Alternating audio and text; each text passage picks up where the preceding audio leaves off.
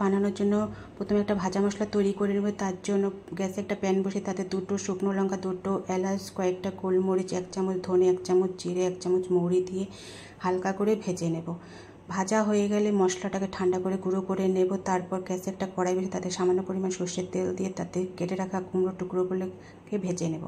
কুমড়োর টুকরোগুলোকে ভাজা হয়ে গেলে এবার তুলে রাখবো। তারপর আবার ওই কড়াইতে সামান্য পরিমাণ তেল দিয়ে তাতে তেজপাতা, শুকনো লঙ্কা আর 5 ফোড়ন দিয়ে আগে থেকে কেটে রাখা আলুর টুকরোগুলোকে দিয়ে লাল লাল করে ভেজে নেব। আলুগুলো ভাজা হলে সামান্য পরিমাণ লবণ, হলুদ গুঁড়ো দিয়ে তার মধ্যে দিয়ে দেব আদা বাটা, জিরে বাটা আর কাঁচা লঙ্কা বাটা। তারপর মশলার সাথে আলুগুলোকে ভালো করে কষিয়ে নেবে। তারপর দিয়ে দেবো সামান্য পরিমাণ জল আর দিয়ে দেবো ছোটো বাটির 1 বাটি ছোলা। তারপর দিয়ে দেবো এর মধ্যে ভেজে রাখা কুমড়োগুলোকে। আবার বেশ কিছুক্ষণ আলুর সাথে মিশিয়ে নেব। তারপর দিয়ে দেবো নারকেল কুচিয়ে, দিয়ে দেবো স্বাদ অনুসারে চিনি আর দিয়ে দেবো আগে থেকে ভেজে রাখা ভাজা মশলাটা। তারপর নেড়ে নিলেই আমার তৈরি হয়ে যাবে কুমড়োর ছক্কা।